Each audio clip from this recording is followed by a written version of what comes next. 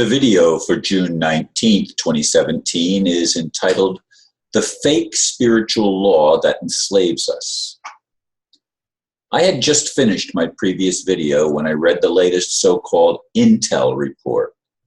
Once again, they quote that misapplied and misunderstood spiritual law that, from my point of view, was put in place to maintain the criminal, political, and economic power structure on Earth. Why don't they want us to focus on the problem? Isn't it obvious that if we did, we just might come up with solutions that would fix it? Of course we would, but we have been brainwashed and manipulated to look the other way when gross injustices are in our face. They say we must not acknowledge the problem. Hell no. That would allow our creative juices to begin flowing so that we could resolve it. What is the problem we face? Criminals with false claims and unbalanced egos take control. The devil is in the details, as they say, but unless we know what those details are, we are stifled in our creative potential. How long do I have to sound the alarm before people finally start waking up? Indeed, I've probably done numerous videos on this very subject because it's something that people keep throwing in my face again and again and again. Again, this just came out on the Intel report, but somebody else is quoting it to people to say, stop paying attention to what's wrong and start just creating what you want instead. And there is reason in that, okay? I don't know if it's truth, but it's reasonableness. Yet if we ignore the problem, say for example you have a toothache, does it just go away all by itself, or any kind of a malady in your body? If you ignore it, it goes away.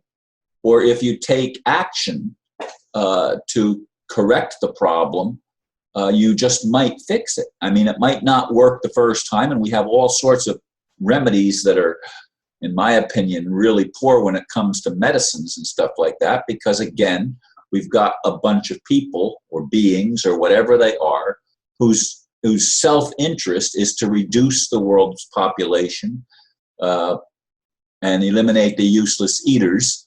And they consider us, most of us, useless eaters. And somebody suggested in one of the comments on my last video, I believe, if I remember correctly, that I'm a useless eater too. And yes, from the elite's point of view, everybody that doesn't play their game and march to the beat of their drum is considered a useless eater. They're considered problems that need to be resolved, and if the resolution is death, well, so be it. Then they're willing to kill us or incarcerate us or in any way incapacitate us so that we cannot continue to do what we need to do. And one of the things that I do is I lift my voice, and I make videos every day, even when I don't feel like I'm on top of the world, even when my face is broken out in all sorts of blemishes that I have to try to cover up with makeup and powder and stuff like that to try to hide how bad it looks. And you know, I don't do that when I go out in public, but when I make videos, I want to put the best face possible forward. And I get tired of my own face when it's breaking out in all of these blemishes for some reason, and then I try to pick them and it turns into scabs. But anyway, this spiritual law, so-called, is to me one of the most insane things that anybody ever came up with, because it perpetuates the insanity of our world. If we would face the insanity and say, this is a problem, God, others, what are we going to do about it? At the very least, we need to be sounding the alarm. At the very least, we need to do that. Now, who hears the alarm is another story, another question. I don't know how I can make people hear the alarm, because I mean, it used to be that I routinely got 1,000 or more views per video for a long period of time, and some of them, considerably higher than 1,000 views. lately I'm lucky if I get 300 views. I mean, it does happen, and over a period of time, the viewership does seem to rise on some of the videos. And I don't go back and read the comments, days later. I maybe should, but I don't, because I try to limit my time on the computer. I know many people might not understand that, but that's one of the things that I would sit in front of the computer on average at least 12 hours a day, most days, or more, on average more. There were days, as I've said in other videos, that I would spend 18 hours on the computer. And I just don't want to do that anymore. That is, to me, not good for my health, and it's not good for my sanity. Reading all the reports and stuff like that. There is so much that we need to at least become aware of.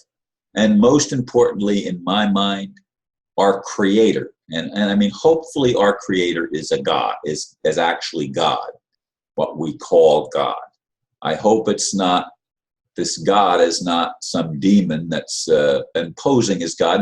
And as I've said in other videos, sometimes it appears that might be the case because of some of the things in the Bible that were there all along, but I overlooked of the idea of a jealous God and a vengeful God, a God who creates good and creates evil, and they are alike unto him. Now that's a Bible. That's a Bible verse. That's a scripture that I learned. How did I ever think that was okay?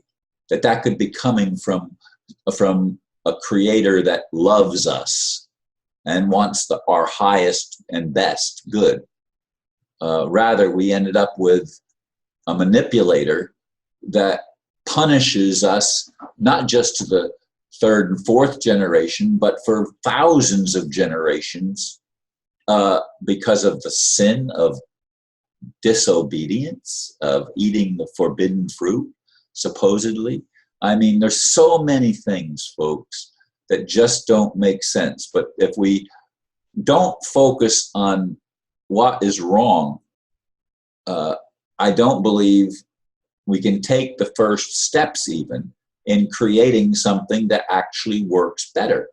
And that's what we need to do. We do need to create something that works better, but we need all the help we can get. And to me, that's divine help, angelic help, extraterrestrial help, wherever it comes from. And we need to have our own talents, gifts, and abilities awakened within us so that we can do some of these miraculous things that some apparently can do, like Anastasia and like in the movie The Matrix, making the bullets just stop so that the weapons formed against us are incapacitated and ineffective, so that we can be empowered and enriched and restored to our, what I believe the intent of creation is to create a paradise, not just on earth, but anywhere we are, to make it a paradise and not a hell. But we seem to be very adept at either allowing or somehow by either action or inaction co-creating this hell on earth that we experience as human beings. And as I said in the previous video, the people that are the worst offenders make themselves immune from prosecution, immune from any action taken to restore order and to restore sanity to a world that has obviously gone completely insane. When you look at the level of leadership that rises up, and if you really look at them closely, they are not good people. And I have, as I've said, here in the United States, we have people that are still saying that Hillary should have been elected, and there's others that are glad that Trump did, but I don't think any of them are worthwhile. Until we change the system at the very highest levels, and I don't mean governmental, we're not going to resolve the issues. Anyway, folks, thank you for listening, and again, namaste.